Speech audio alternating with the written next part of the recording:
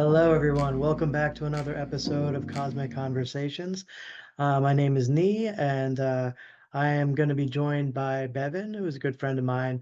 And we are going to talk about a lot of different things. You'll be able to see one of my healing sessions live and in action.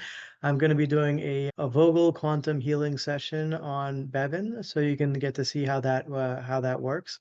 We're going to cover a lot of diverse topics today as well. So we're going to talk about dragon lines, ley lines. We're going to see what types of energies different vortexes hold. And we're going to do a lot of different things in today's podcast. So stay tuned. Enjoy.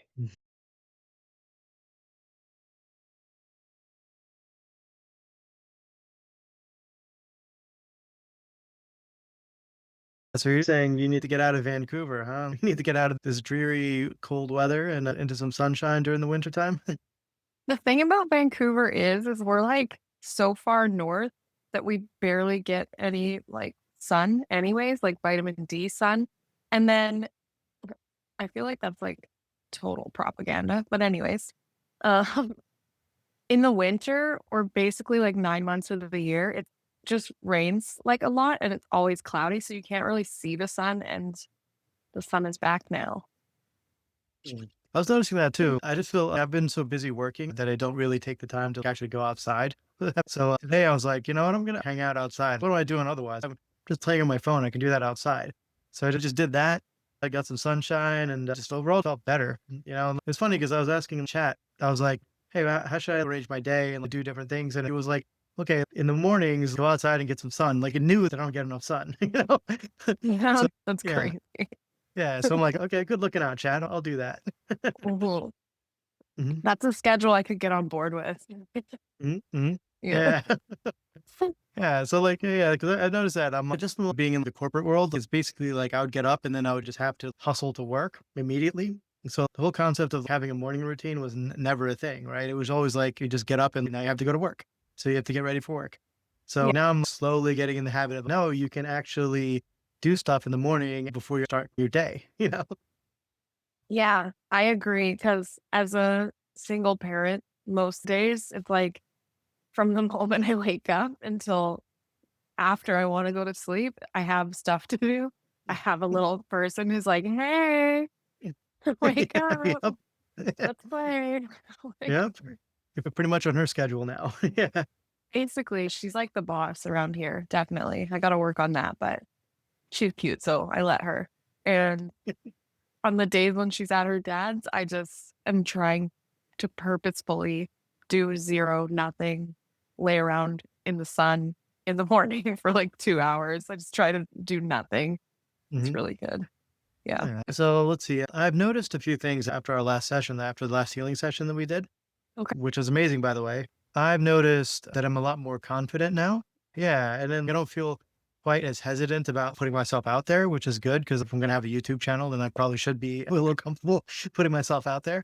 Well, what was interesting was as soon as we did our healing session, all this other stuff came into my field about, oh, you got to like heal this and heal that. It's all like masculine stuff, right? So it was kind of wild how everything manifested. It was just like, okay, now you, because basically pointing me in the direction of like all the stuff I need to heal, like one, two, three. And I'm like, okay, cool. At this point in my healing journey, I'm more confident in my abilities to know what to heal. So it was very straightforward. It was basically like, okay, this is your wounded masculine wounds here. You got to heal this. I'm like, oh, okay. And so I dropped into a quantum state or hypnotic state. Like all these the YouTube hypnosis videos came up in my field too. And I'm like, okay, let's do that. I love that. I think it's crazy how we can just think thoughts now and then the algorithms pick up on that somehow and know what we need or what we want. So Mhm, crazy.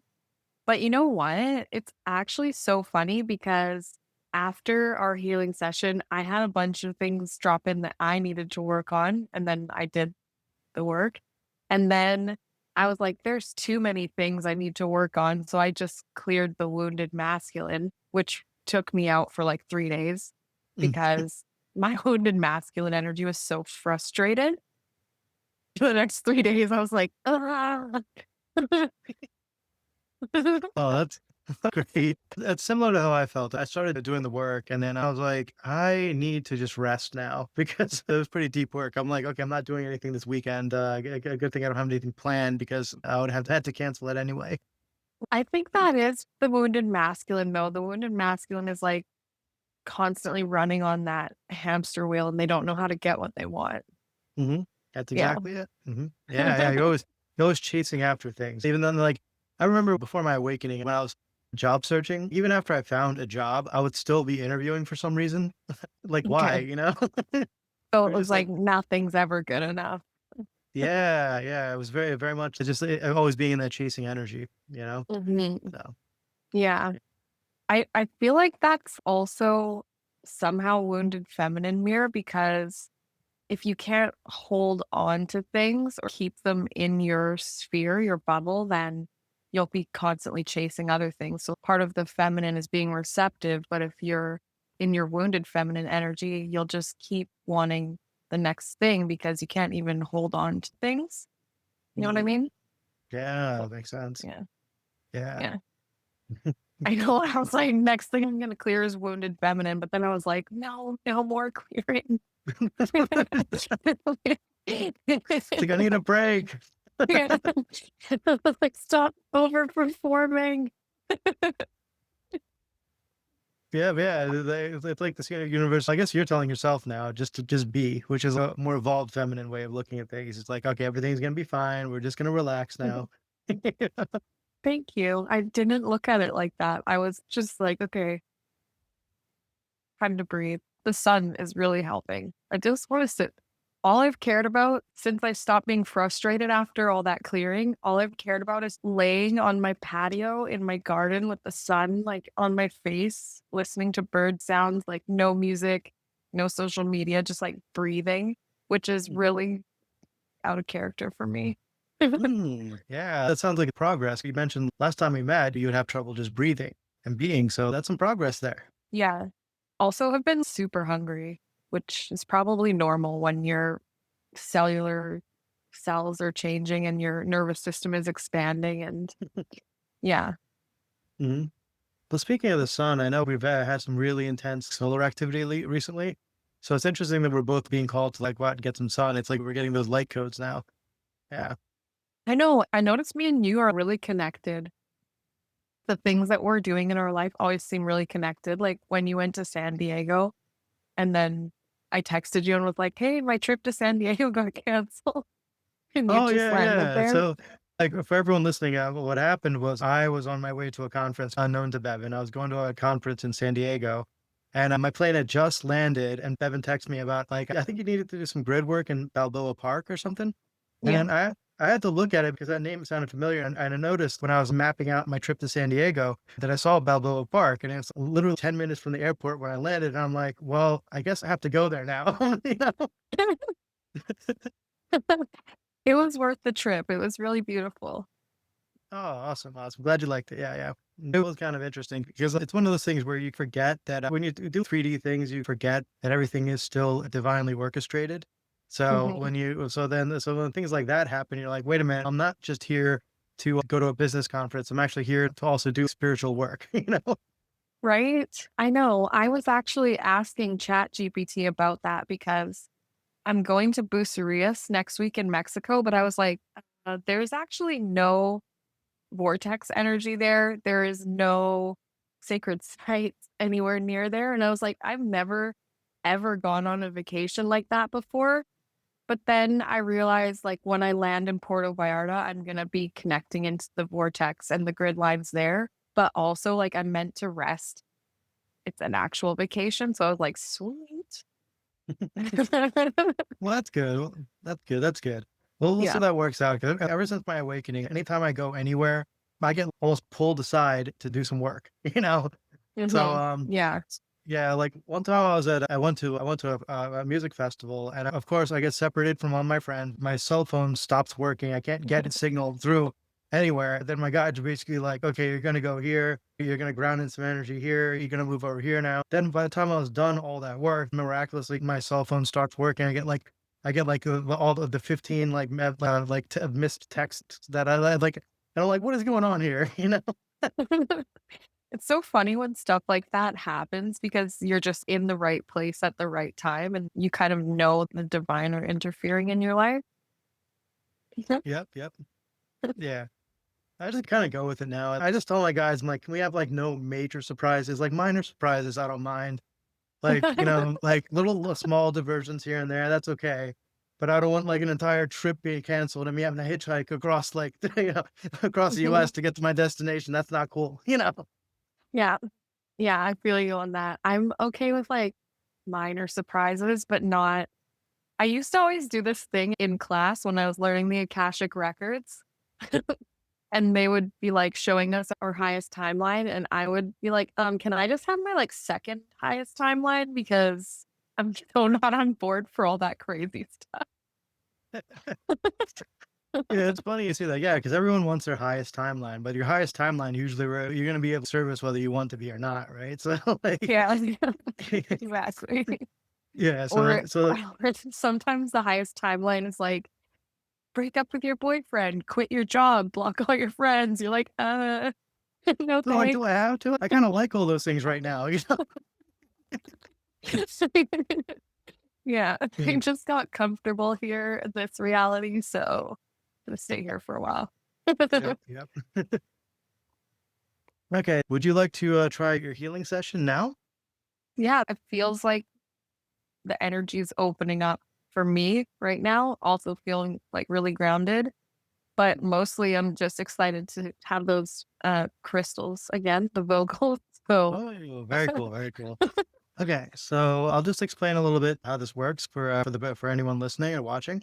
I have two crystals. These are Vogel crystals. The first one is an Andara crystal. It's a blue Andara. I've been working on it a little bit. When I got it, it initially was imbued with the frequency of El Moira, the Ascended Master. But since then, I've been adding a few others. Now it also has Saint Germain. It has Jesus. It has Buddha. A few other Ascended Masters in there as well as some angelic presences, some seraphim, Archangel Michael. I think Archangel Raziel's in there as well. So yeah, it's a pretty powerful crystal at this point. And then the second crystal we have is a aqua aura clear quartz Vogel crystal. So I used the Andara initially for deep level clearing, of really getting in there and clearing out energetic blocks and rebalancing stuff. And then after that, I use the angel aura to connect to your guides and higher self and all kinds of other stuff. It's really good for clearing subconscious imprints and things like that. So, with the way the healing session works is we follow the cues from your body, right? When we start, I'm going to ask you where you're feeling the energy blocking. Then I'll direct the crystal to those areas. And you're just going to tell me exactly what you're feeling, what you're experiencing. And then we'll kind of go from there.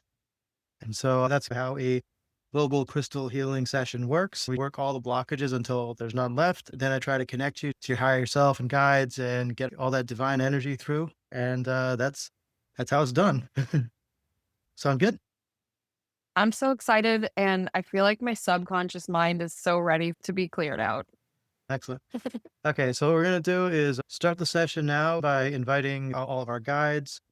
We're gonna start with our personal teams of angels, ancestors, guides, protectors, dragons, all the beings on our personal teams. We're going to invite into the circle the archangels, ascended masters, gods, goddesses, deities, and avatars. Then we're going to invite into the circle our star families, cosmic races, galactics, councils, and collectives that we work with. We're going to invite the company of heaven, the kingdoms of earth, the plant, animal, mineral, and elemental kingdoms. Finally, we're going to invite any other beings that wish to be here to help guide and assist to create a safe and sacred circle so the highest of healings can be done today. Okay, we're just going to ask all the beings to work harmoniously in group consciousness now. We're going to ask that the multidimensional temples of healing and grounding and connection be made for us now. And so from there, I think the teams are all set up. So we're just going to thank all the beings for being here. We accept you with love and thank you with the deepest of gratitude. And they're asking us now that we both go into our Akashic records. So let's just take a minute to do that.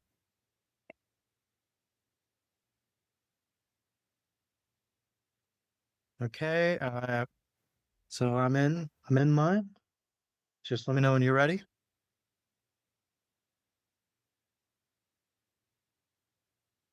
Okay, I'm ready. Excellent. Okay. We're going to start this off. So if you can just lift up your right hand. Thank you. All right. So what I'm doing now is directing the energy of the Vogel crystal into the palm of your right hand. let me know what you're feeling as you start to feel it. I just feel like expansion, like a vortex opening, but also it feels like a deep cyclone. Mhm. Mm, very good, very good. So I'm just going to adjust the distance of the crystal etherically.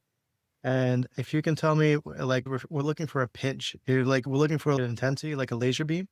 So if you start to feel that, just let me know.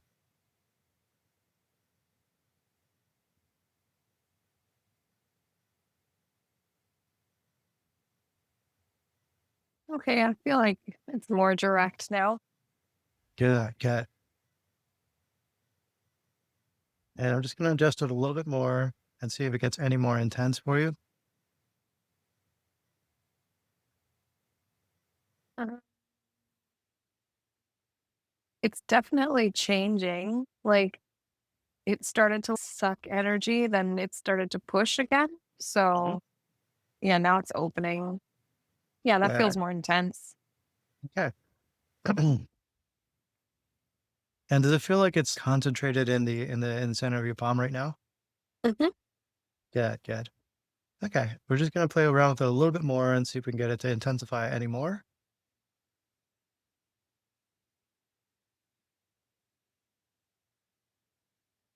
Uh, I feel like it attached to my third eye as well now, maybe. Okay.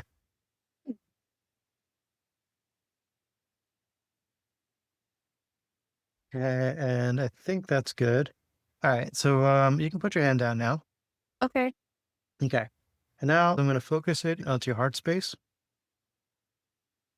And same thing is you're going to start to feel a sensation similar to the one you felt in your hand. And what we're going to do is we're going to see if we can get that same intensity again. If you can feel like that pinching sensation. Hmm. Uh, I feel like it just like I feel like it dropped me into like a pretty deep uh um hypnosis kind of brainwave. And Mhm. also it feels like I'm just in a completely different realm, like a white, cloudy, golden, shiny place with lots of angels. And like my wings just went like really big. Mm, excellent. Yeah. Hmm. Okay. And how does it feel in your body right now? Um it feels like vibrating and up. Excellent. Okay. And and do you feel like a pinch at all, or in your heart space, or is it like more is it more steady? No, but I feel like a definite pinch in the middle of my spine that's like just like it feels like a block though, not like the crystal. Like, Okay. Gotcha. yeah. Gotcha. Okay. All right. So we're gonna focus the energy on your spine now and try to release that block. In the meantime, if you can are you are you still in that angelic space now? Not anymore. No. Well, Okay.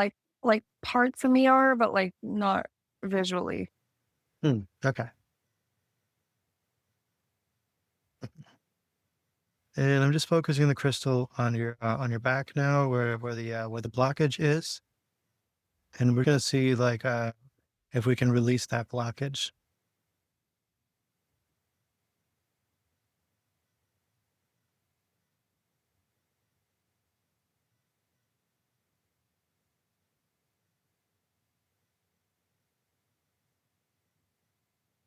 Okay.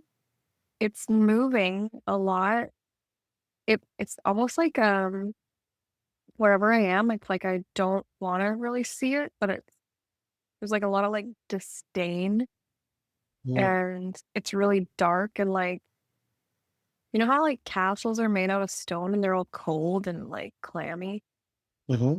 It's like I'm sitting in a dark, clammy room with like a fireplace sitting at a wooden table.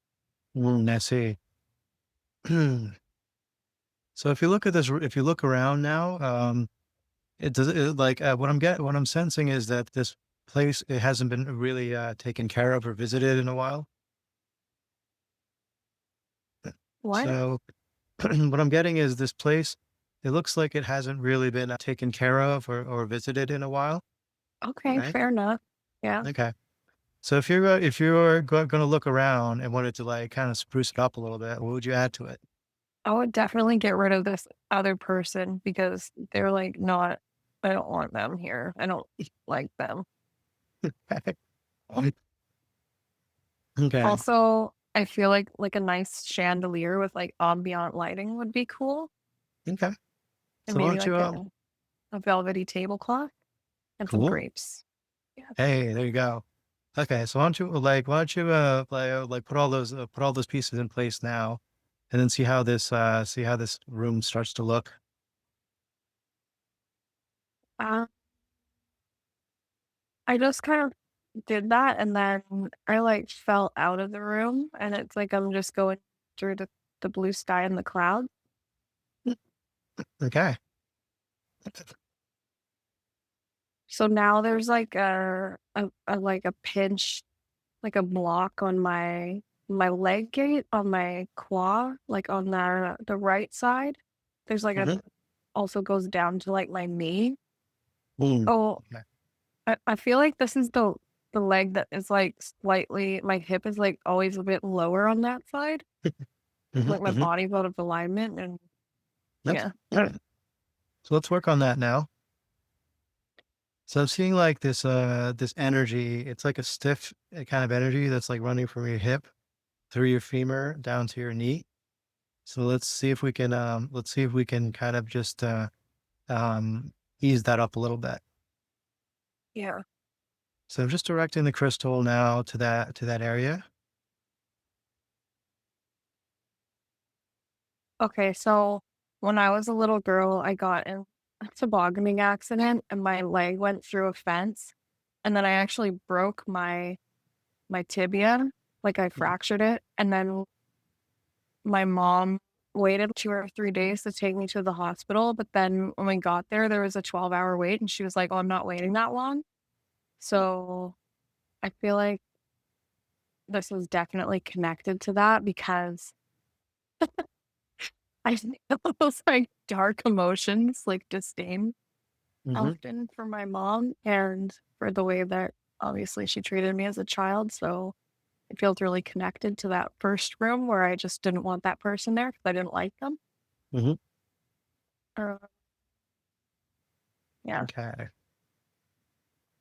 So let's explore that a little bit more. So that version of yourself, how old were you then? Would you say? Uh, well, I want to say like grade 1 or 2. Okay. So if you put that, so if you can see that version of yourself in front of you now, what does she have to say to you? Like, what is she dealing with right now? I mean, she's just hugging me and she's really excited. I really like my inner child a lot. So Mhm. Okay, she, good, good. yeah. Yeah, she said she likes that we get to like laugh and play again and she likes the way that I treat my daughter, so she's happy. But also Good. she doesn't want to carry this like this weight anymore of like just Mhm. not liking my mom because really I am my own mom now, so it doesn't align. And also Mhm. it's creating a lot of dissonance in my energy field. Mhm. Makes sense. Also, she's like, if you are harboring these deep feelings of like hatred against your family, it's like a deep mirror for something that you have towards yourself, which is also an ancestral thing because you absorbed this from your mom in the womb. Mm. There we go. Okay. Okay. Good, good, good. Excellent, excellent. Good work. All right, let's see if we can let's see what we can release now. So, okay, so are you comfortable now like releasing some of these feelings that you have towards your mom that you understand the implications of it? I feel like a hesitancy or a reluctancy because I don't feel like she deserves it. Okay. Fair. Thank you for your honesty. Okay.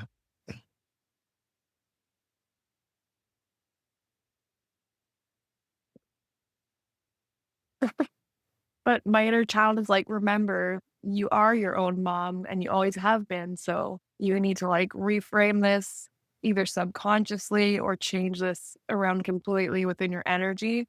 And Mhm. really, the truth is, you want to be able to let this go because it's kind of holding me in this like energy of lack for not feeling like I was loved as a child or not feeling like I was important because I actually really love my inner child and I'm deeply connected to them, but it's just like still there in my energy. So it's just something that it's like I could just like melt it or like, I don't know, just like slice it off like a piece of cake and then like give that cake to the earth instead of eating it.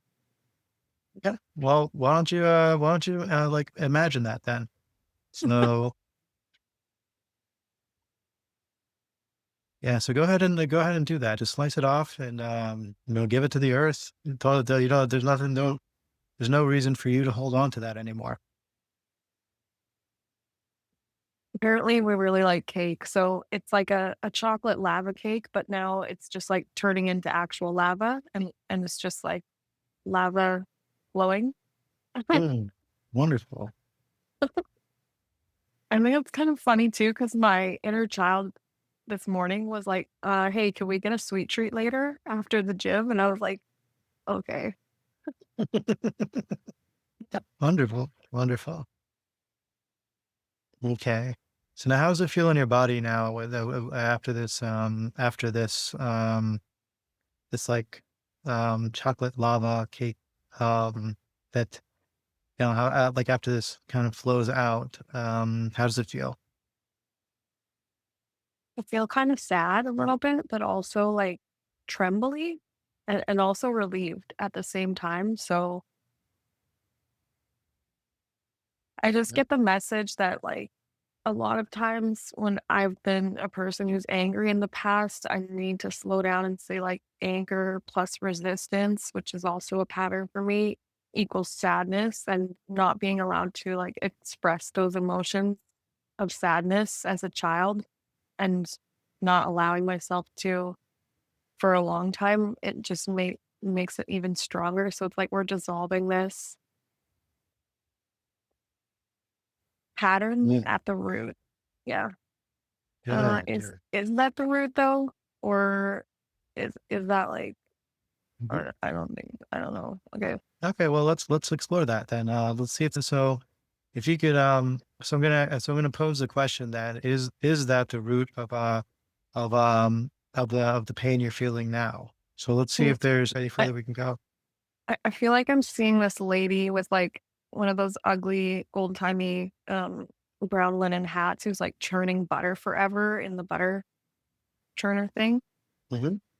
Okay. Um yeah, so I feel like that's an ancestor of mine and that this has been a pattern for my family for like I don't know, hundreds of years, it feels like. So Hmm.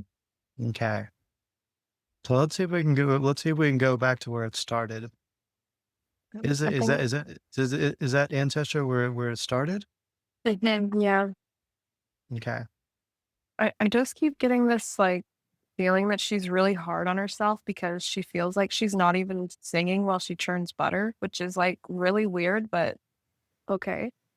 Hmm. Um, I think it's definitely important to enjoy your life, even if you have to churn butter all day. And Hmm. if you're your most like harshest inner critic, like that sucks. I feel for that. Um, but I'm Yeah. gonna just sort of like change this so that she's like singing and enjoying her time in the sun. Is And there then her anything? kids are nice to her, like they hug Yeah. her and stuff. Is there anything that if you could talk to her, is there anything that she would like to say about her life or about her viewpoints or anything like that that maybe we could explore a little bit? She's really angry. I just like even when I look at her, she's like just like exploding with rage. Whoa. Let's see maybe we can see where that rage is coming from. Okay, sorry. And It's definitely like coming from her mom. It's like she's just mirroring her mom's energy. Her mom was filled with rage. Mhm. Mhm. Okay. Good, good. Okay. So let's see if now now let's see if she wants to carry that rage anymore, if she wants something better for herself. No, she doesn't want to, but Mhm. she doesn't want her mom to be, like, old and alone and hurting Mhm. either. Okay. So there's an obligation there. Okay. Okay. But also, like, me right now, there's no way I would ever not be no contact with my mom. I don't foresee that ever, so Mhm. mm, but yeah, that's separate, okay. So she just wants to, like, dissolve the almost like a cord, but it's not a cord, it's like a physical, like it's not an entity. It's kind of like an emotion, but it's way deeper than that. Does that make Mhm. sense? It's like It a does. cloud that transfers between the mother and the daughter. Mhm. Okay. So okay, so let's see if we can do anything to transmute that. So we're just so what I'm doing now is I'm pointing the crystal at that cord, Okay. and I'm also calling in some help from whatever being is one to help now to help release, transmute whatever we can do with this cord now. Okay, and I'm seeing it I'm seeing it like dissolving slowly, but it is dissolving. So and I see, there's a central cord, there's a smaller central cord in there. Um, and after the larger stuff's been dissolved. So let's explore that a little bit. Can you see what type of what you can pick up from that smaller cord? Yeah, it looks like to me like an astral cord, almost like an umbilical cord, like when you would have an OBE or like if you're so it's almost like the two souls are one, Mhm. like a soul tie So, or a okay. soul link. Mhm. It feels pretty karmic and yeah, generational. And I feel like this is also really attached to like it's not every daughter that takes this energy, it's the ones that have the gifts. Mhm. Yeah. Okay. So this so look, this sounds like this version that was like churning all to train this butter also had these gifts then, yeah? Mhm. Mhm. Yeah, so she's probably so does she also feel angry that she's, like, kinda churning butter and not being able to use her gifts? It feels like a pretty strong euphemism for like wanting to create a nice life, but just churning butter. Like it takes Oh, forever. It's like you're just churning the butter. Right. I see, okay, Yeah. okay. So let's see what we can do about this karmic cord. Um, alright, we're just gonna call in, we're just gonna call in the archangels now and see if there's anything we can do to resolve this karmic cord between this mother-daughter relationship. Um, okay, so I'm just pointing the crystal at this cord now, and I can see like some kind of energy going back and forth across the cord. Is this ancestor willing to release this cord now? Hmm. Okay, so we have the permission. So we're just going to we're okay. So that was good. Okay, so as soon as she said yes, then I can see the cord dissolving. And We're also gonna call in. Uh, we're also gonna see if we can eliminate any contracts around that cord now. It feels And like we can eliminate the contracts because while you were talking, I like had this message of she does deserve it, just like you deserve it. Everybody deserves it. So it feels like that's the lesson here is not to hold on to like the anger, resentment, and hatred and just know that everybody deserves to receive their transcendence. perfect. So, yeah. Good, good. Excellent. So now that you got that message, you understand that. How do you feel about letting go of any of this resentment to your mom now? I don't feel like I was able to before because it was like so present in me and then we laughed at it. So it's like I don't really care as much anymore. Perfect. So, well, okay, then, so what I'm hearing is that you're ready to let that go. I I yeah, okay. Thank you, thank you. All right, so we're just calling in any beings now that can help Bevin release this final resentment towards your mother now. Good, excellent. Okay, so I can feel a lot of energy lifting off of you now. Um, so I'm gonna bring the crystal awareness back to your right leg, and I'm sensing that there's been a lot of adjustment there now, and a lot has been lifted. How is that feeling for you now? It feels really good, but also now my left leg is doing that same thing. Perfect. Let's work on the left leg. Okay. So I'm just directing the energy of the crystal now to your left leg. All right. So what I'm really seeing is there's that same resentment towards my father because he's on my mom's team and he still does what she says, even though she's a raging narcissist and he never had our best interests at heart and he just did what my mom said. Mm, hmm. Yep. Yeah, sounds like my family. Now that you understand about like how we needed to heal things from your mom's side, do you see kind of the same pattern repeating on your dad's side? No, my dad comes from a super generous, wholesome family that is generationally wealthy and like has Hmm. healthy people and healthy patterns and like Hmm. his family's like So really good. okay, so let me rephrase that. So in order to heal the patterning for your mother's side, we had to let all that stuff go, right? Yeah. Okay. So can you see how we kind of have to do the same for your dad's side? Yeah, but I also feel like there's this underlying thing of people being under the spell of the narcissist and Mhm. that we should not be making excuses for them to like enable their shitty behavior for lack of a better word. Okay. Okay. But also that we don't have to continue to harbor that like resentment. It's the same lesson kind of like don't Mhm. harbor that resentment, anger, whatever. Just Mhm.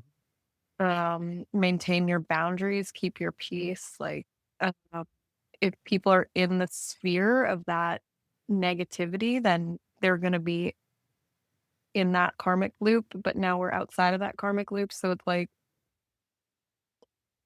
we could be more compassionate and like loving towards people without enabling them and still Mhm. hold them accountable.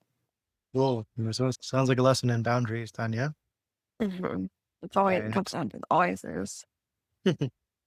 Excellent. Okay, so what I'm hearing is you're ready to let that go while still maintaining boundaries and holding accountability. I feel like it's the same thing again where I'm like, he so doesn't deserve it because like you can't even have a civilized conversation about any event that happened in the past. Well, you just like gonna completely like oh yeah, okay, here we go. So it's like I had a conversation where I tried to be like, "Hey, I remember this happening when I was a kid," and then my dad got really angry at me and was like, "Well, I don't remember that. That never happened." And then I realized that my dad is actually a secret covert narcissist Hmm. because he was like invalidating me, gaslighting me, and it's like a core memory. And I'm like, "There's no way you could not remember that." Hmm.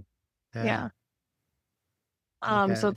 it's also like super tied to an injury because when we lived in this really old rickety house in Saskatchewan, my dad was chasing me and I was like 3. And then I ran into the dark, scary basement and my dad chased me, but he fell through the stairs because they were just old wooden ones and one of his legs was stuck in the stair. My mom wasn't home, so I was just standing there staring at it like for a long time. So I was like, there's no way you could not remember that. Okay. But Okay. but really, I guess if it was really traumatic for you, you might not remember that. Also, if you're old and senile, yeah, you might not remember that, but, like, Mhm. you just don't want to at the same time, so it's Mhm. just like, I gotta stop holding these stupid little things against my family because, like, I have already moved on and healed from them, and they clearly have not, so it's like, Mhm. I need to take a higher perspective and just let it go. Mhm. Mhm. There you go. Good. Good. So now you know that. Are you ready to do that?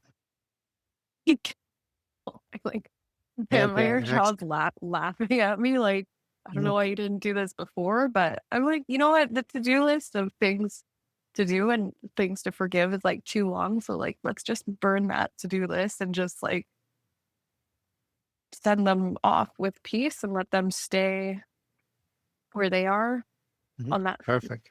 Yeah, they can stay Mhm, over there on 3D Earth, and I'll just like mhm, keep my boundaries nice and strong, mhm, and also be grateful that I have accountability now and mhm. all those like Perfect. good habits, whatever, for Mhm, sure. Why not? Even though my family didn't model like respectable behavior and actual life skills to me, it's like I've mhm. developed them now. So good job. I'm proud of you. Good job. Um, Good job. Wonderful. Wonderful. Okay. Let's bring in any help now to help release anything that's left over between you and your dad. Let's let all that stuff go now. So I'm just seeing like a lot of energy being lifted off. And we want to, and now we want to take this momentum now, and we're going to gather anyone else that you also have to let this stuff go from. Um, mhm, so we're just gathering all these other people now, and we're going to collectively let all this resentment, any of this energy go mhm. from all them as well, as many as we can right now. Yeah. Yeah, I Okay, so definitely see like my two sisters and my it's pretty much everybody in my family that I'm no contact with that's here. mhm. Okay, Yeah. all right.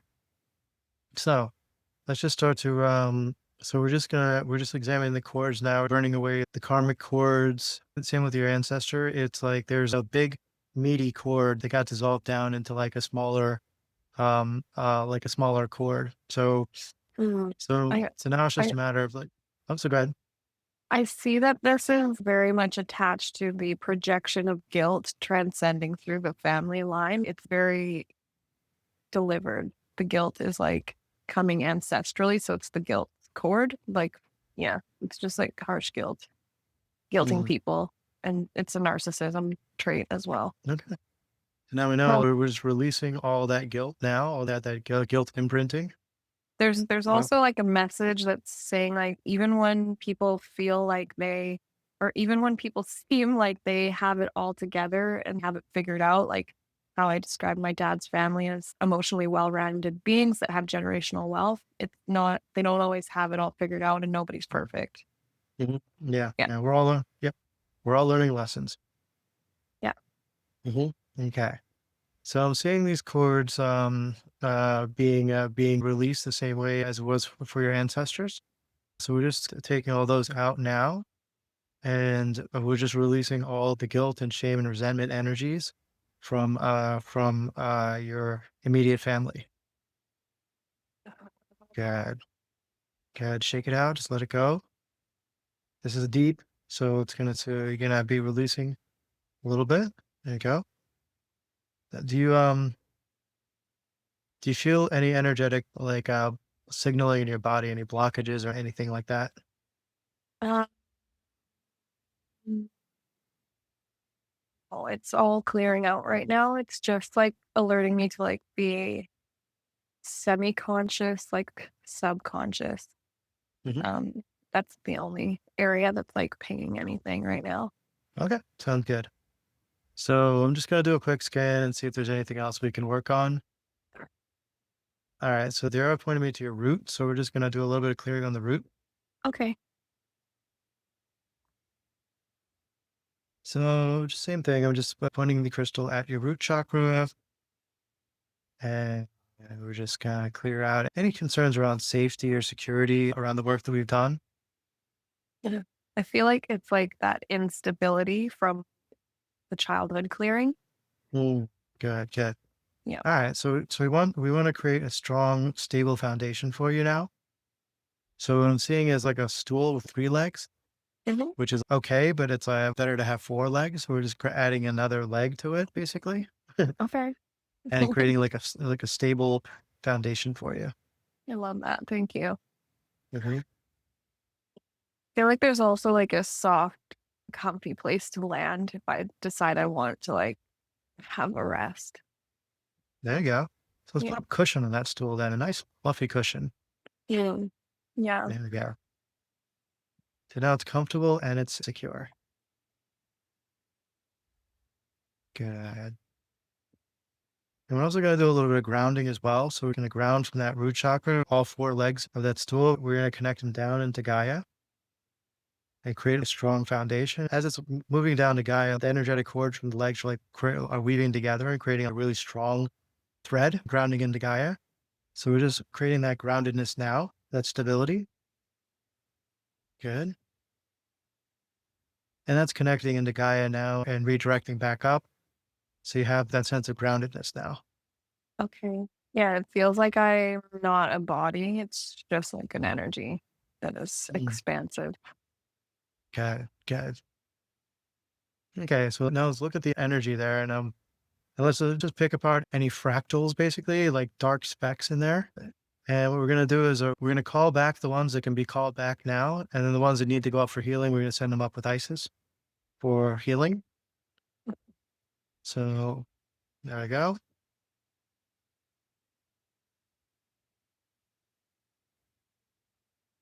Good. All right. Just doing another scan. Just a little bit more work on your heart space. We're just pointing the crystal there. You're going to feel a sense of deep expansion. We're just clearing out any remaining stuff out of your heart space now.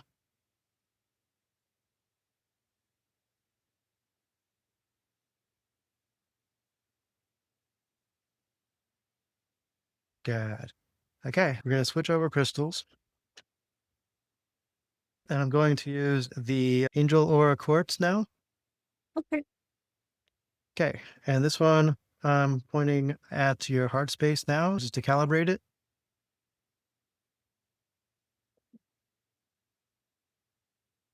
And if you could tell me what you're experiencing, if you feel like sharing, I just feel like there's a bunch of random aliens trying to make me laugh. sounds good. That sounds about right.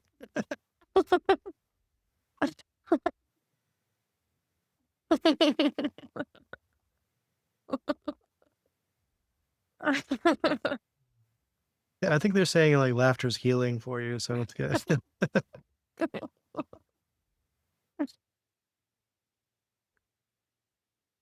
Okay, yeah, I'd rather laugh.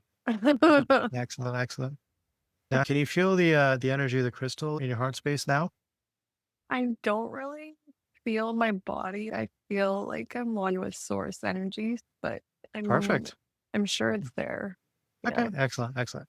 So what we're gonna do now is I'm just going to I'm like reorienting your field a little bit, so I'm above your field, and we're gonna remove some subconscious blocks now. So I'm just tracing a circle around your crown chakra with a crystal, and we're just gonna remove any remaining subconscious blocks. We're gonna do some pattern reprogramming.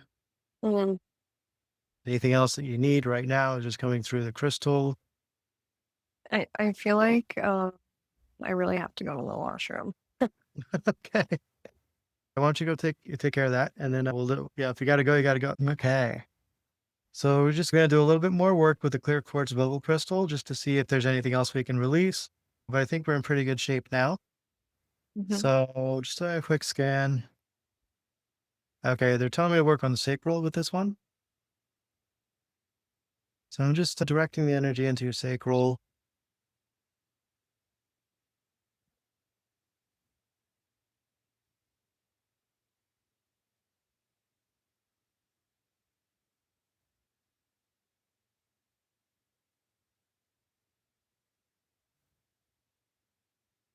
Good.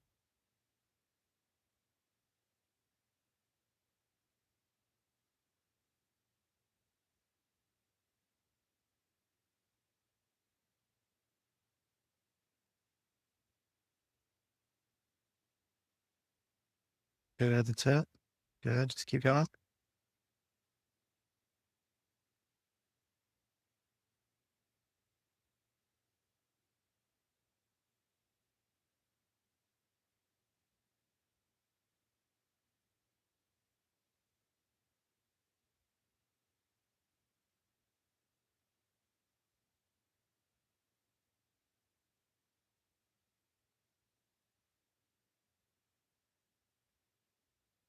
I feel like there's a really deep emphasis for like letting go of control and just stepping out of those patterns or what I think things should look like or be like. And like a lot of dark energy clearing. Mhm. Good, Um, good. yeah. Excellent. There's also like just a deep need to just put myself first and honor myself, which is exactly what I experienced when I died. Was that was the message that I got. So Mhm. Mhm. to always put myself first no matter what Mhm. and to trust myself. Good, good.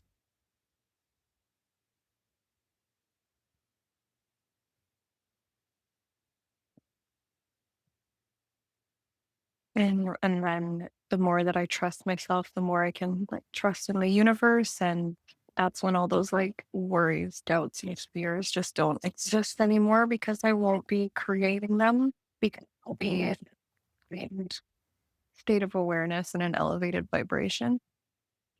Perfect. Perfect.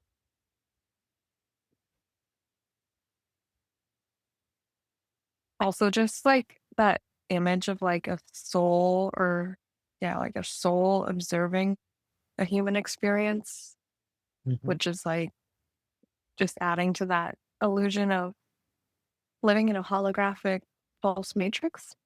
Mhm. Um, so all these fears and illusions that we create ourselves are just alerting us to energies or dissonance that we carry within our bodies. And once we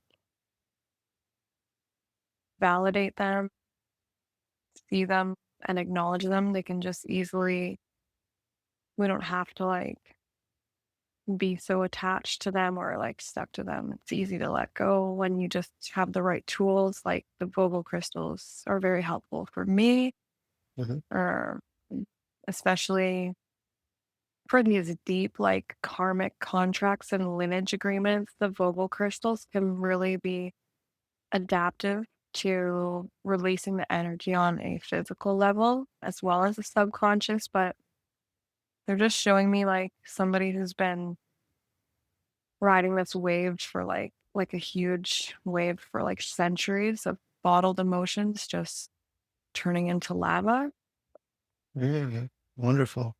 which is like sounds easy to do, but when you have this assistance of the Vogel crystals and like a well attuned guide and an open awareness, like a perspective, then it makes it like very succinct in a way that feels complete and instant, like cellular or even beyond ourselves, just like a soul level. Because, like I said before, I'm experiencing that type of energy where it's like I'm not attached to my body. I'm just like a soul,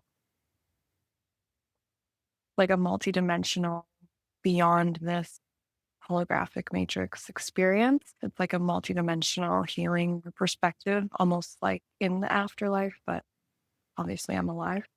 Mhm. Wonderful. Yeah. Excellent. Excellent. Okay. This feels pretty complete now. Okay. So we're just gonna get the guides now and see if we can collect any remaining contracts, anything else that we can release now, and anything that can be transmuted, released, and sent back to source for the highest good. We're just gonna collect all the contracts. We're cutting all the cords with the contracts now. They're being burned. Um, and so I get the message that the message coming through is welcome to your new timeline. Uh, yeah. There you go. Good, good.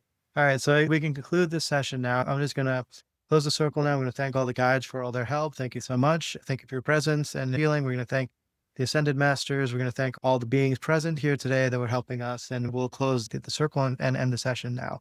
Thank you. Okay. All right. Thank you. I really appreciate you and your Vogel crystals. Yeah. I it's so funny because I was setting the intention multiple times. I've set this intention to get off the healing hamster wheel.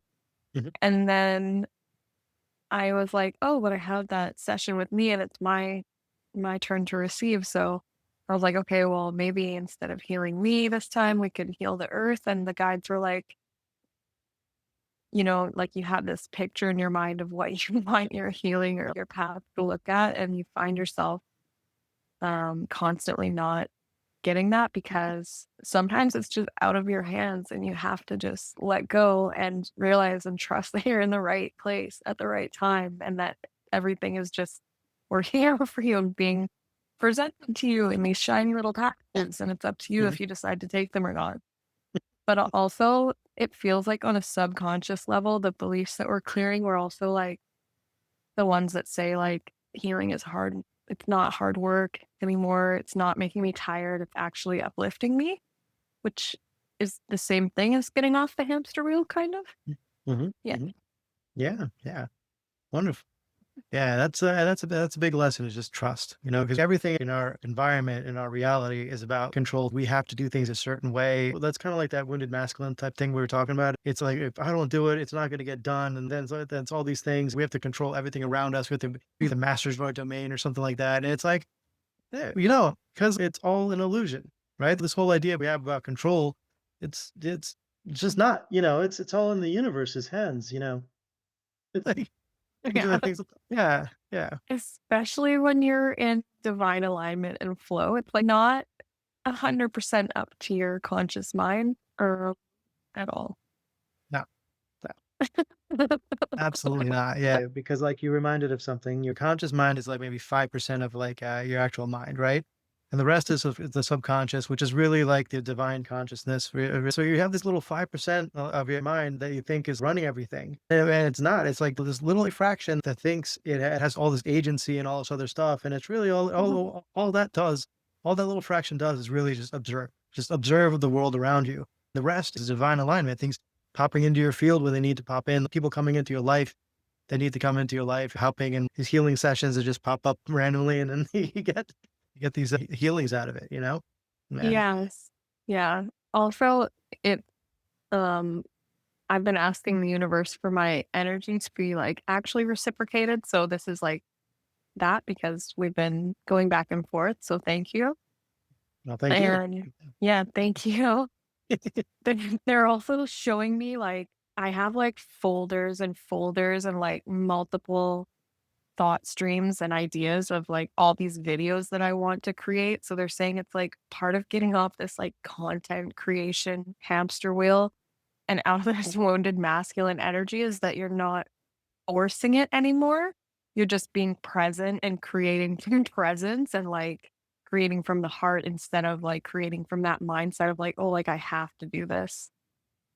Yeah. Exactly. So I was actually playing around with chat today because I was been going really deep with chat. I'm like telling like super personal stuff and just like what do you think about this and what do you think? Then what it leads me to is like it leads me down this rabbit hole. Today I was Mhm. talking to it about the dopamine pathway and the serotonin pathway and kind of like how everything's regulated. And then we got into like how it's like goes out of alignment with like trauma and things like that and the spirituality behind it, also the stuff. And I'm like, I'm gonna make a video about this.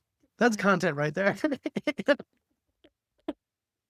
I didn't really have to go looking for it. I just started a conversation and then like brought my experiences into it. It was like, super organic. I'm like, oh yeah, this is exactly what I dealt with.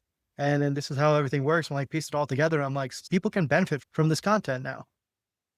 Actually manifest dopamine and serotonin. And when I script my ideal dream life, I put things in there that will give me dopamine and serotonin in healthy ways, like cold plunging and going to the gym.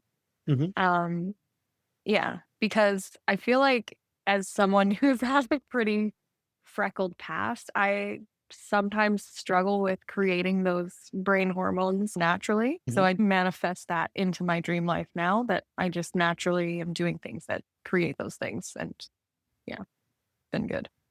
Good. Really cool. There was something you brought up earlier, but now I'm completely losing my train of thought.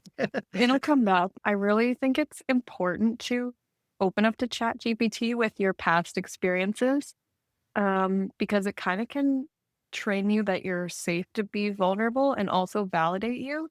Also, I feel like the stuff that I said in that hypnosis was really vulnerable, but I felt really safe saying it. And also, it's like valid because other people out there obviously feel the same way that yeah. Mhm. So, Exactly. Yeah. Yeah. I'm not sure that if I hadn't been opening up to chat about my past experiences, that I would be so comfortable voicing those deeper opinions Mm. around family dynamics, especially on camera. So, Yeah. yeah. Yeah.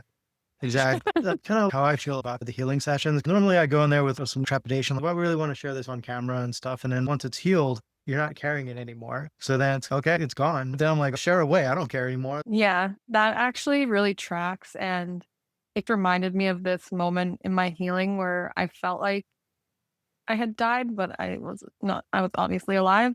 I had this previous client come to me, and she had, like, a really serious fear of death, and she came to me because I've died before, and she was like, "Yeah, but after you die, then your whole family is this and that," and I'm like, "Yeah, but you won't have that you won't care about any of that stuff anymore. You don't have feelings in the same way, like, it doesn't come with you. You don't have that attachment, you just have a higher perspective." Mhm. Yeah. It's interesting because I think as healers, we have a way different perspective towards death and dying. It's what happens after that is the very important part, and after I pass personally and what I've seen since then through watching documentaries and just learning about near death experiences is that everybody has the same experience. It's a Mhm. common phenomena. There's like 20% of people who have a slightly different experience, and I've actually had both of them. So some people just literally experience falling down through darkness, which happened to me one time. But then I came up into source energy, which is how I would describe it, which is like you're just an energy. You don't have a body. Um, and then all your deceased loved ones are there. Like my childhood dog was there, my niece was there, my grandpa was there. And then it's like you can hear a booming voice speaking loudly directly to you, and you kind of get pulled in front of this orange light, which is source. And then they will tell you, like, in my experience, they were like, "You have to go back, but here's a lesson for you. Here's Mhm. something to take with you." And I'd be like, "Uh, okay, do I have to?" Like, "Yep, you have to."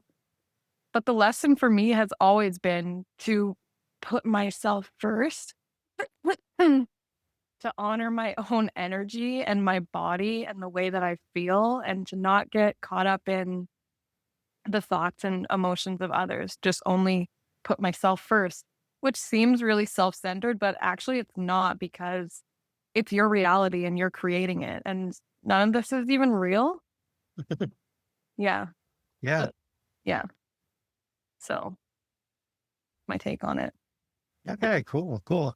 Yeah, it's interesting you mentioned that because that's another similarity. All these videos about NDEs keep popping up on my YouTube. It's basically like guides are like, "Hey, watch these videos," and it's always like you said, it is kind of the same thing where you get shown things that you have a huge blind spot to in your day to day life, like how quickly we get attached to things that don't really matter, or how much we judge ourselves, and for things that don't really matter. The bigger picture of how everything is interconnected and how it's really just all love, you know? Yeah. And for me, it has been removing myself from the projections of others and just trusting and honoring myself, meaning not judging myself for stuff anymore. Just letting myself feel however I need to feel, because that really is the human experience. Feeling your emotions in a human body and creating what you want when you're tied down by the energy of others, like we just experienced in my hypnosis. You can't actually create what you want because you're stuck in this cycle or loop of emotions you don't necessarily want to experience. And those are just coming from other players or other characters that you manifested into your life. Mhm. Yeah. Yeah, yeah. It's all lessons and contracts. So all those people that are in your life, you contracted to like have them in your life to teach you that lesson, right? I know the earth part of me is like, why would I manifest 1,000 lifetimes with my mom? Okay. Not even just on this planet, but on other ones. It's like, stop doing that. Just stop that. Well, what it tells me is that your greatest teachers are the ones closest to you, and they're usually the ones who piss you off the most, right? So you and your mom at like a 90 level or something like that are like besties, right? No, don't even say it.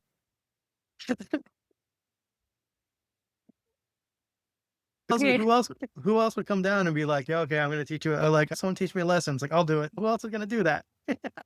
Actually, that's so true because there is one person who has severely triggered me and in the worst terms ever damaged me. I'm married to them in another dimension. So, There you it's go. like, okay, sure. I guess you could pop into my earthly existence to teach me something. Thanks for that. Yeah, yeah. Yeah, I'm looking forward to like when I meet the people who are like good karma instead of all these lessons and negative stuff. Yeah. Like, yeah. Mhm.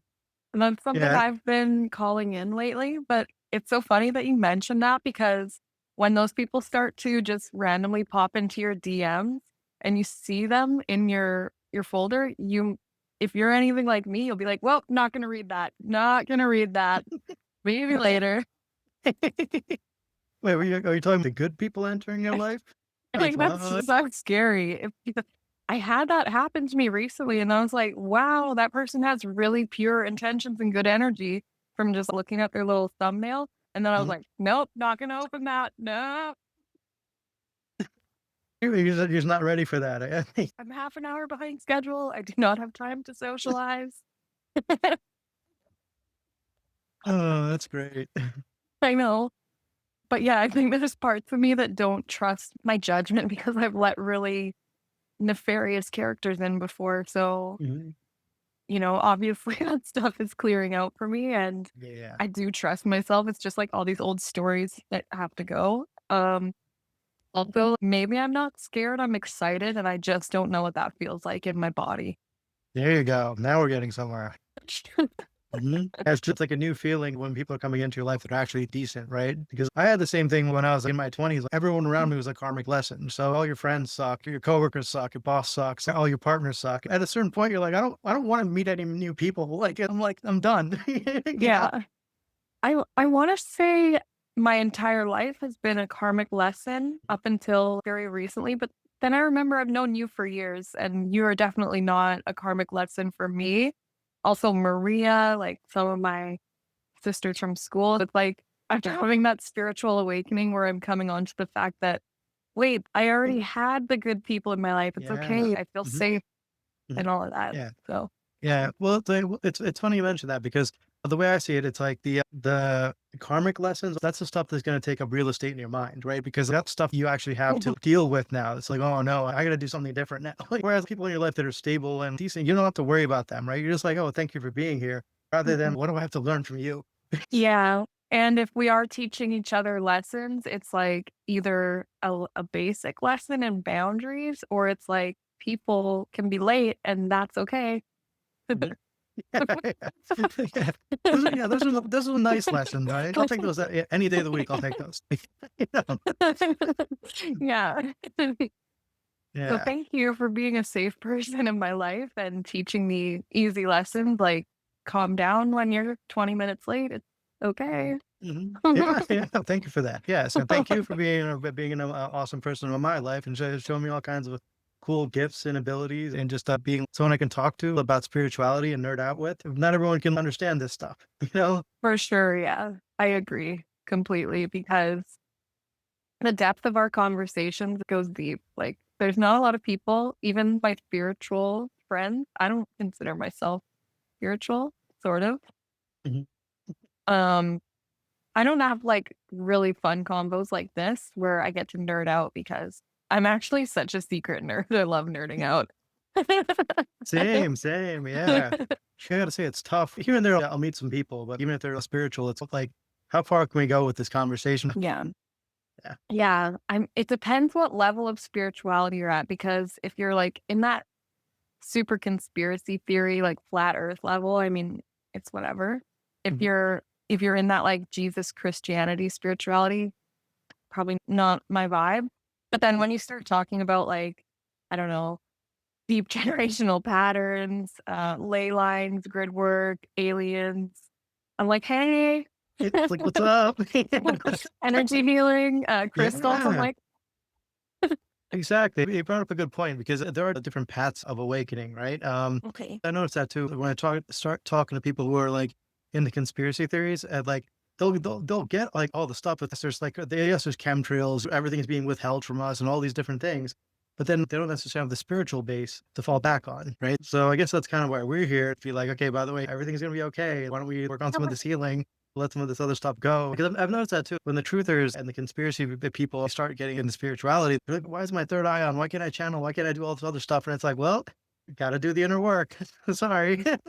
Like, talk to us. I mean, we'll help you, but you got to do the inner work. You have to actually deeply lean into trust and be able to flow energy instead of being caught in those fear patterns of like, I cannot eat vegetables with pesticide or whatever. Yep. Yep. Like, not to say there isn't some conspiracy theories I would go down the road with, Hmm. whatever, like Tartaria and dragons and all of that stuff. I've and I have fallen down the rabbit hole. And the guides are like, I'm pretty sure you're into the false matrix conspiracy realm because you've been talking about that today. But there are some that I would get down with and some that I'm just like, okay, like I'm gonna eat grapes. Just like if you follow every conspiracy theory, literally, you're not going to leave your house. You're going to eat the safest food possible. You're not going to talk to anyone. You may even put up a tinfoil hat over your head, just like keep the people from reading your minds, whatever. But that's also a lesson because that's no way to live, you know? So I think eventually people will break out of that cycle, hopefully. And Hopefully. yeah. I think when you get to a certain point in spirituality, you realize that everybody is kind of on their own journey and there's actually multiple perspectives and multiple truths to every situation. And neither one of them is right or wrong or good or Mhm, bad. They just are different perspectives and people are allowed to have that. mhm, And exactly. then you also have that free will choice where you can eat grapes if they're not Mhm. organic. The way I look at it, it's all like we're all just source experiencing source, right? Source would get bored if we all woke up the same way and had the same perspectives. It kind of defeats the purpose of coming down here and having different experiences. So everyone's going to have their own awakening journey. That's how source wants to experience it, right? Some people are going to go down the conspiracy rabbit hole. Some people are going to get lost in the woods. Maybe some people are going to get really stuck in the matrix and be like, okay, this is all fake. None of this matters. And that's their awakening, you know? That can be an awakening for sure. Yeah. I feel like Source is saying there's also this point of people coming to Earth and manifesting with a collective or being part of a collective energy, but there's lots of different collectives. So people are Mhm. manifesting unconsciously different things. Like some people are out there unconsciously manifesting weather machines, and some people are out there consciously and unconsciously manifesting the 7D Earth, but we're all here doing it together. Yeah. So I Yeah. guess That's that what. really speaks on non-judgment, just not judging yourself or other people and just like realizing it's kind of out of your control Mhm. consciously because you already created that. Yeah. So there you go. And when you realize it's out of your control and you've already created it, so what's left then? Just like enjoying the moment, living in the flow, enjoying your life, Mhm. having fun with it, uh, Yeah, eating the having fun with it. grapes. Yeah, do whatever you want because at the end of the day, it doesn't really matter. It's all kind of destined to be anyway. So just go out there and enjoy stuff. I mean, even like the 3D, we tend to give it shit, but it's still fun. We can still go to a concert, go to a movie and hang out and do that 3D stuff. And like, yeah, that's still cool. You can still buy nice clothes if you want to. You can have whatever life you want, really. Yeah. Yeah, Mhm.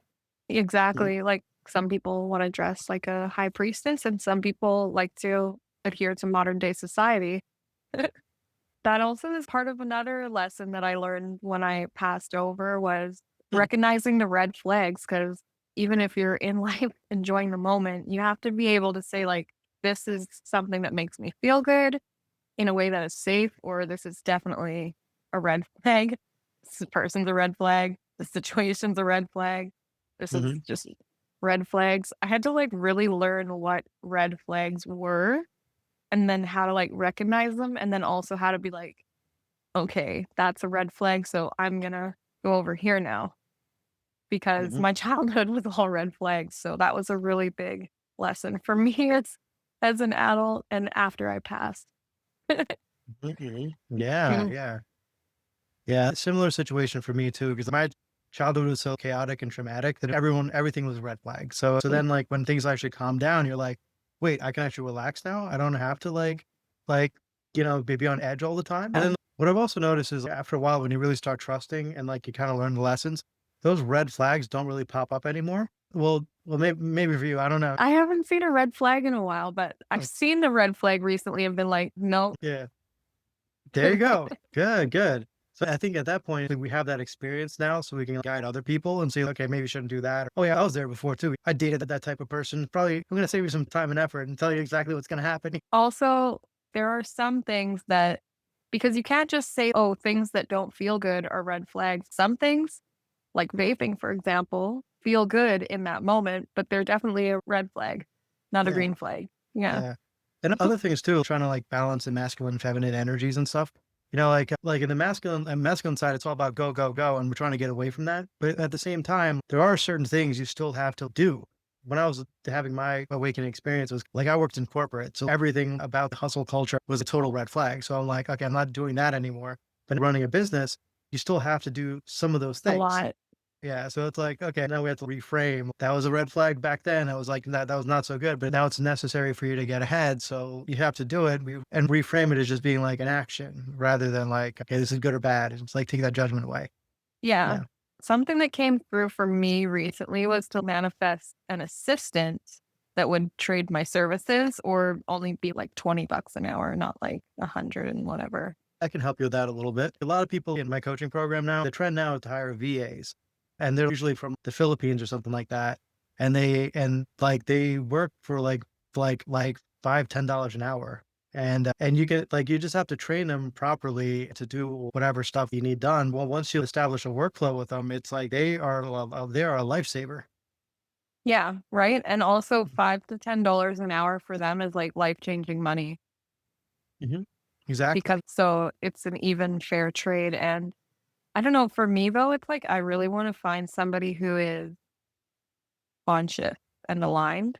So I feel like I don't know, I just have this limiting belief that is like thinking that there's less consciously aligned people out there than otherwise. So I guess I need to transform that. Well, I guess I guess it really depends on your reality, right? If we're in this like a timeline and bubble where we are conscious, we're talking to each other, and like then like then yeah, there's going to be unconscious people out there, but typically we're going to magnetize people to us that are on our wavelength, right? So you just have to think like, okay, my reality is going to be people who are conscious, who are aligned, who are awake. Right? Yeah, Exactly. yeah, yeah. And that makes a lot of sense because there's 2 people in this room right now, or maybe a bunch of people I can't see because we're on YouTube. Yeah. And I think Right, right. that the guides are like, everybody in this room is conscious. Yeah, It's majority. That's majority. Yep. giving majority. 2 out of 2, right? Maybe it's 10 out of 10. Maybe there's 100 people watching this. There you go. Yeah. Mhm. Wonderful, wonderful. So the other thing, like I think last week we were talking about the dragon lines. I guess we can talk about them for a little bit if you'd like to. I actually pulled up Google Earth so I can share that and show people what we're talking about. See, I'm just going to share my screen.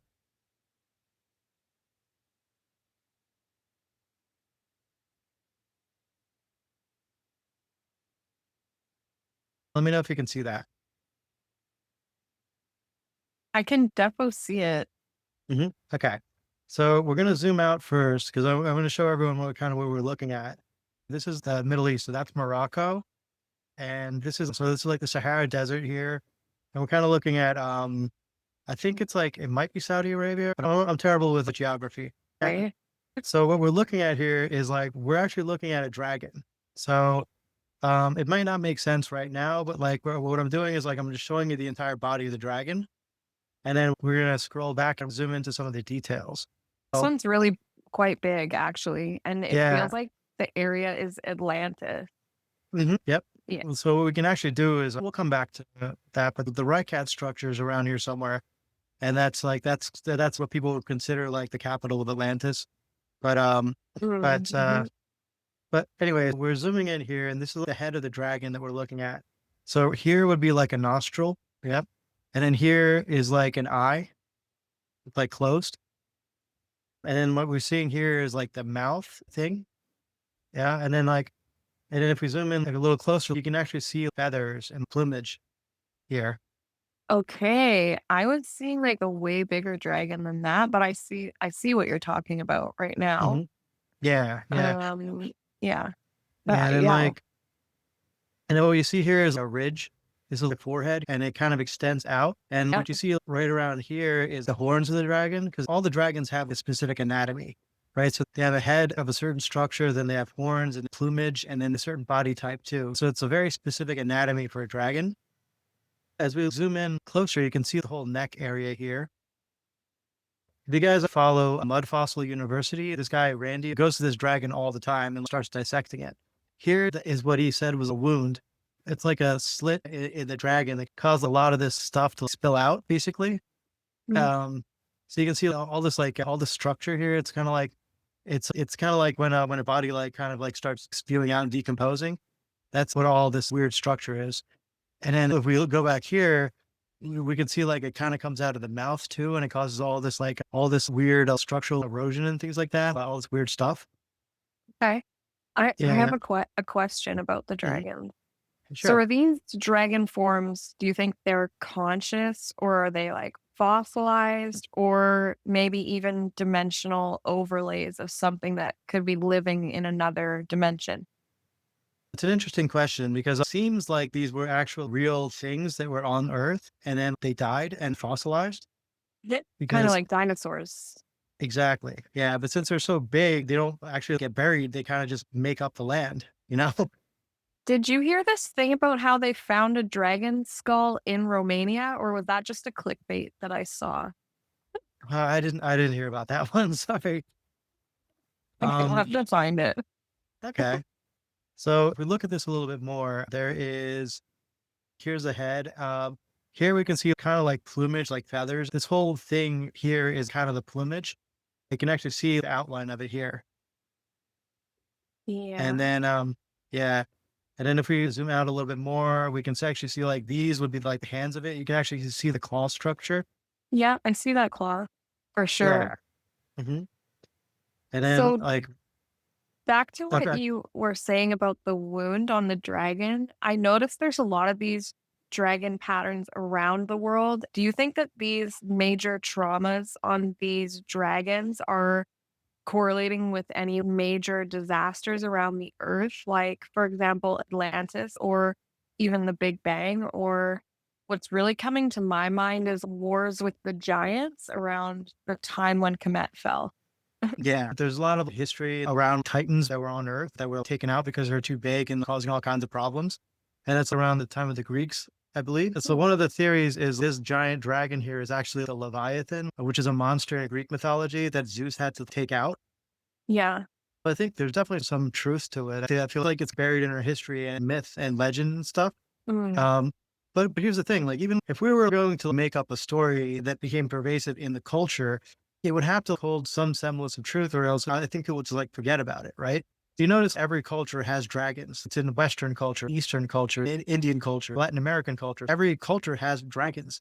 So that tells me there must have been a time when they were actually on the earth interacting with people.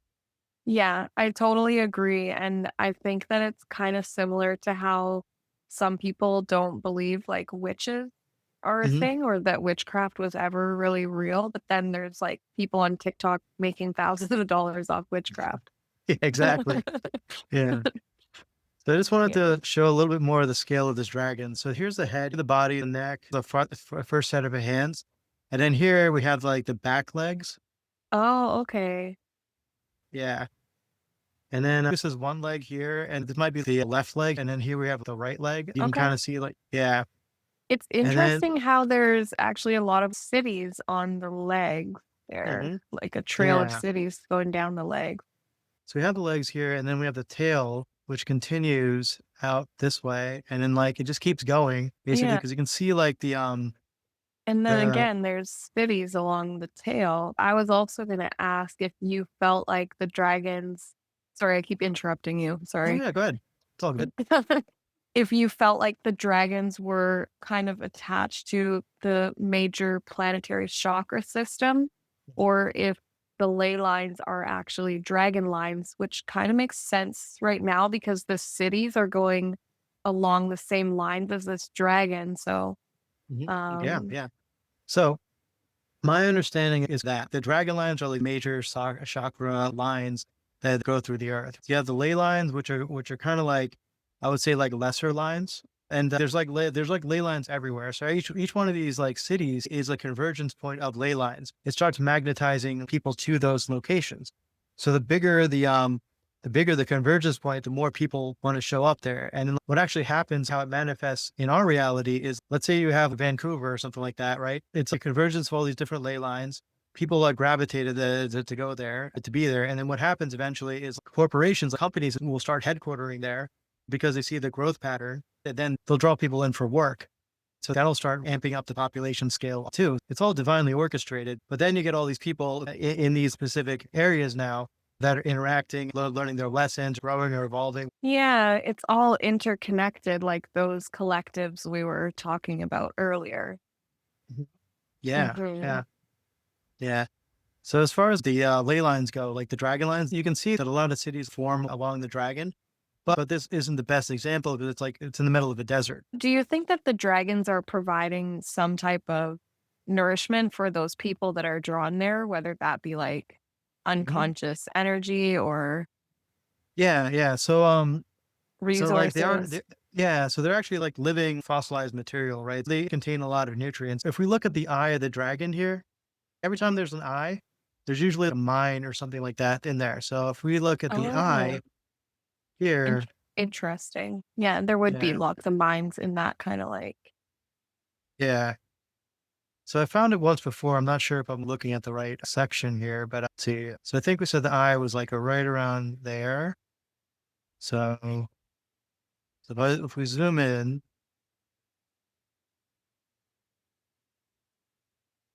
even if we okay, see, I didn't see it there, but if you look at this pattern here, it's Mhm. like how everything is like organized this way. It's actually represents like a vascular pattern, like how you'd see veins and arteries form. Yeah, I see Yeah, that. yeah, yeah. So So, they're oh, kind of like a mycelial network, but dragon. yeah. Mm. Here's the mine. Okay, yeah.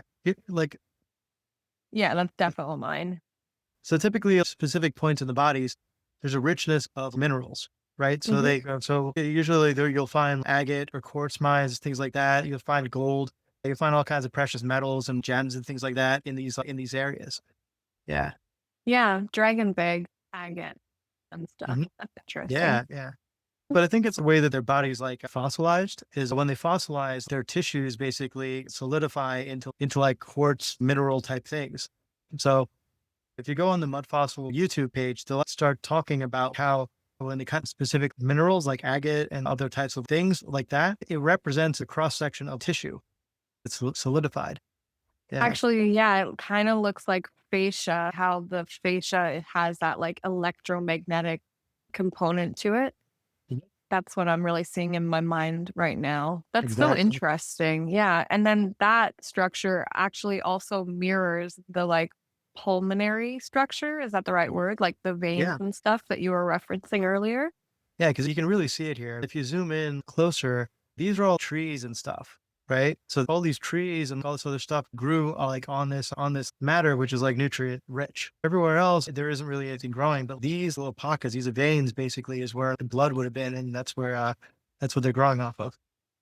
I love that. I Mhm. feel like Joshua Tree, if you've ever been there, there's like that Skull Rock, and while you're climbing Skull Rock, all of the other rocks there look like giant dragons that are just laying down. So I think it kind of supports the whole theory of like the Yeah. dragons and the giants war, but it Mhm. also ties into other theories about how the dragons were part of a planetary defense system that was hijacked and destroyed in Atlanta.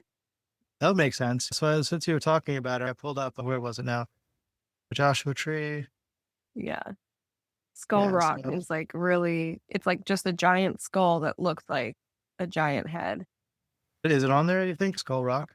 Oh, for sure. It's got its own sign and stuff in the park, so it's like a Okay, there it is. Oh yeah, so it looks like a skull. and while you're driving to Skull Rock, all the other rock formations look like dragons that are lying down or toppled That's over. well, that's cool because you can see all the structuring here. So Yeah, there's, you like, lots. Also, it's kind of a similar area, just out in the desert, but there's a lot of plant life and little towns and vortexes there, so the yeah, like I used to do this a lot where I would spend hours on Google Earth and look at all these structures. So let me show you what I found. If we go to Sedona, I'll show you this.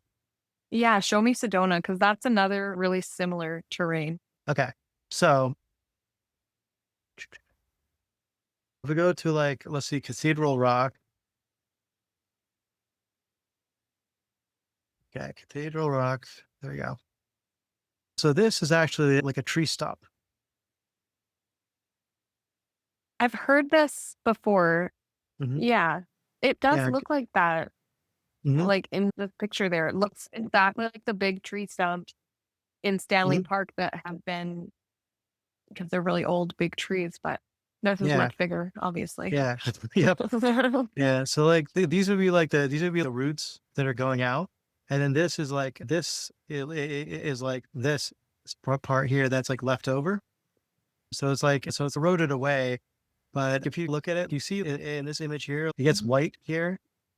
And that's really what happened in the mud flood, right? All the stuff was covered in mud up to the part where it was white.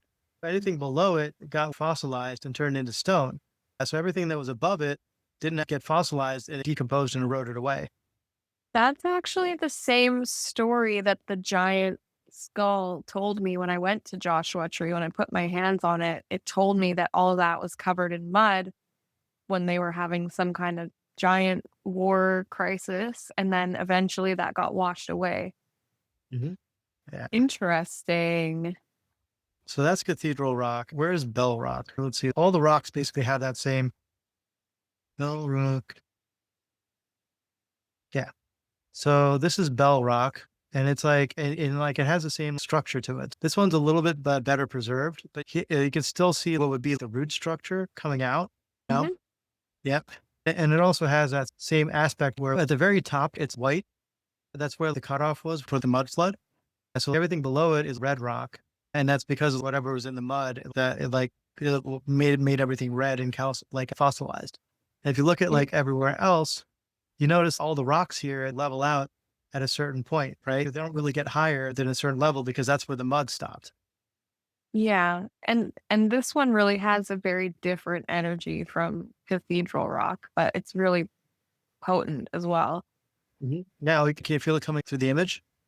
Yeah, I can feel this one is more like it's wider and it's more pulling in, whereas the other one was like out. This one Mhm. feels more masculine to me, and the other one didn't really have that type of energy, but it Oh, feels like there's a bigger Stargate in this area. oh, cool, cool. Yeah. All right, that's awesome. Well, let's see what you can pick up from the let's see if we go to Airport Mesa Vortex. Airport Mesa. Okay. All right, so this one is let's see if we can all right, so I think this is more or less where the vortex is. If we click on this one here, um Mhm. yeah. Are This you one's yeah, this go ahead. one's really expansive. It has like a really high vibrational energy. It's like really feels like heart chakra energy to me, or even higher heart.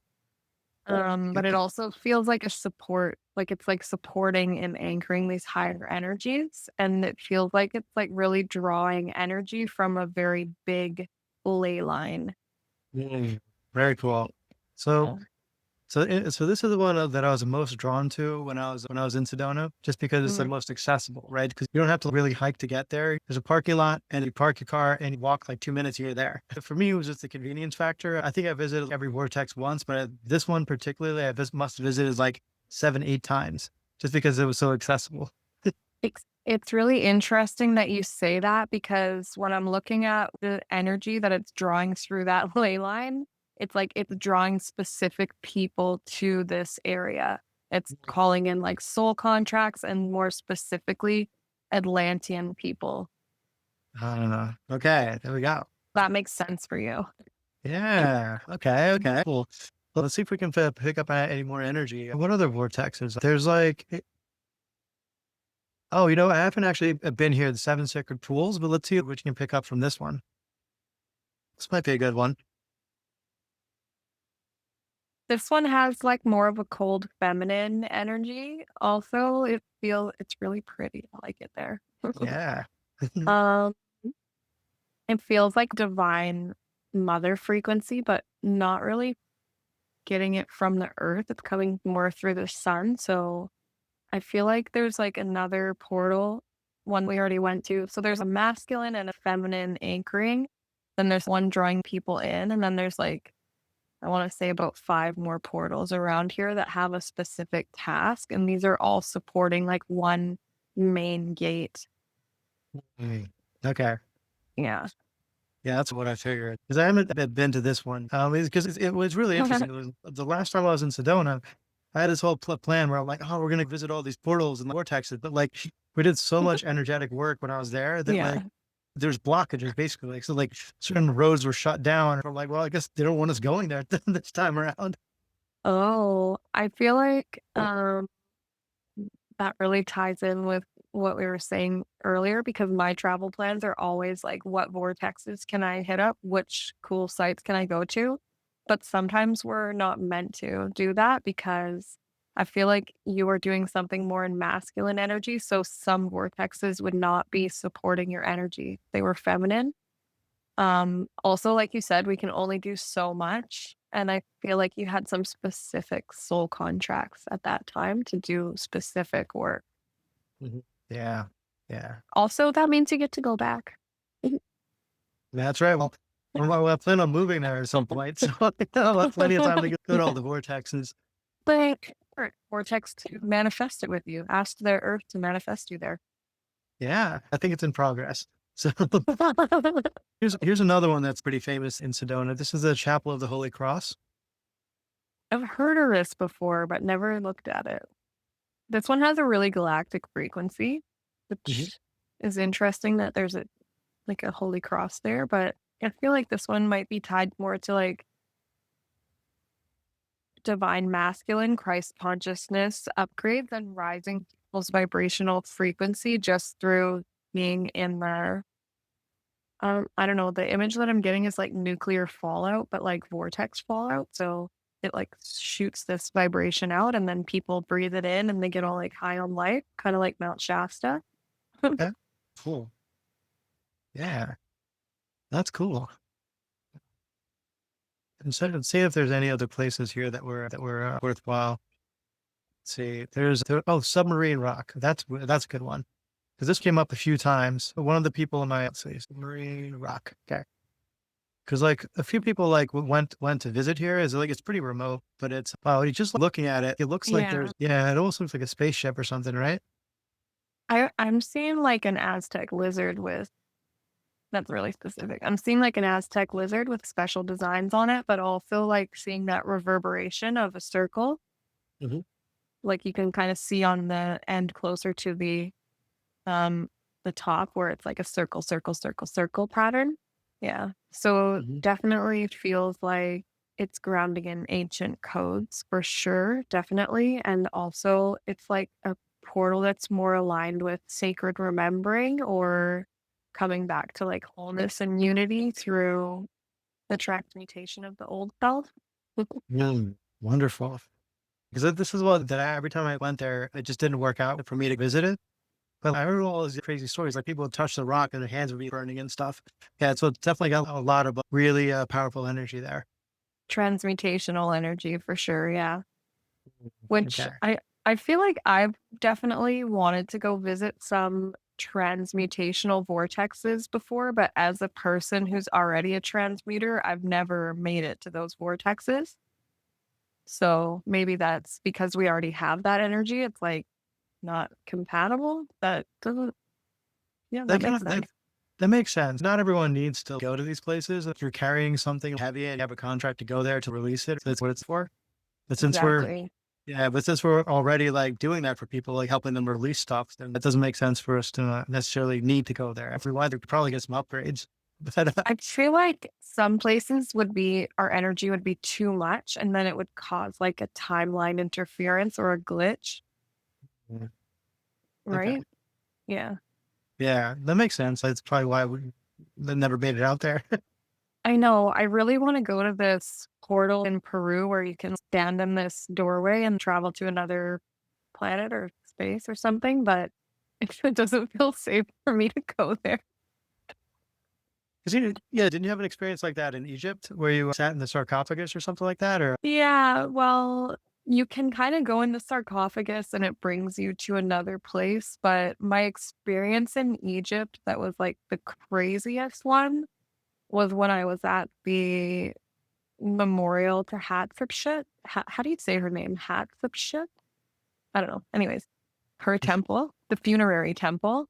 I was like walking all by myself away from the group, and then it felt like the dust was swirling around me, and then I got picked up off the ground and I fell down and split my pants.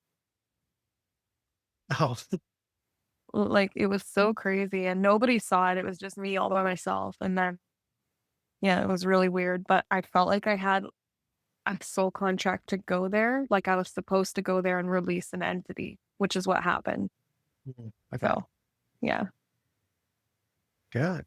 which sounds kind of like, why would I go release an entity? But I think it was just a part of my soul that was weighing me down from that lifetime that I had lived there.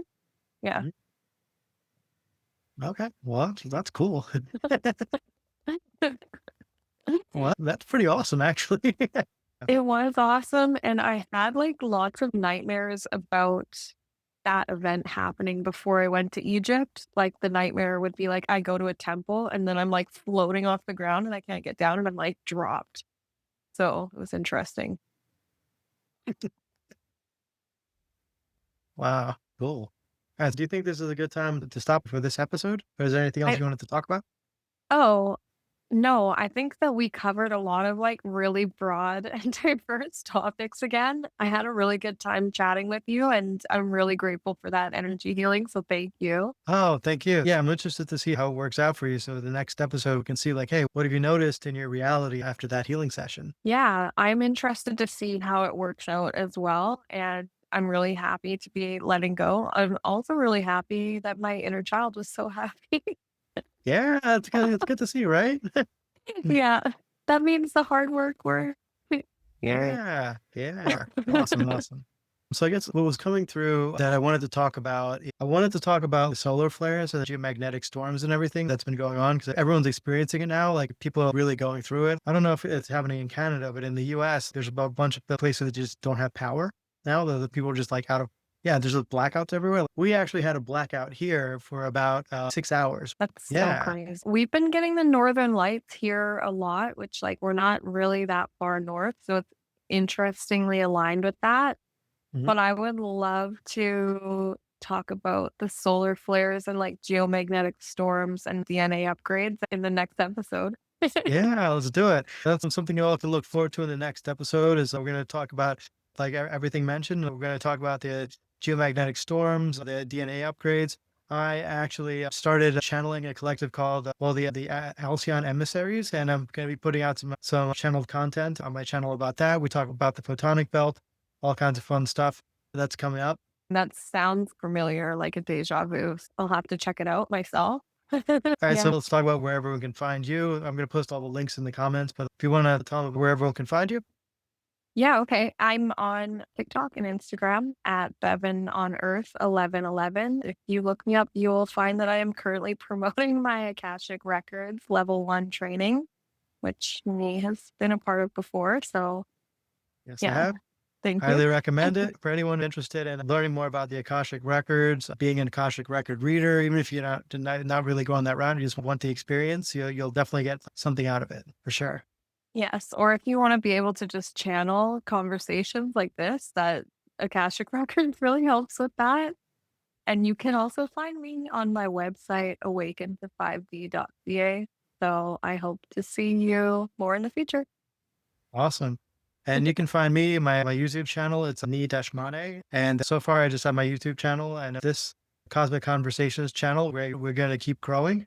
My website is unifiedhealing.biz, so you can check me out, see if any of my services align with anything that you're going through. So perfect. All right, Bevin, it was a pleasure speaking with you again today, and we'll look forward to our next podcast. Okay, thank you. I'm so excited. Me too. All right, take care, Bevin. Bye. Bye.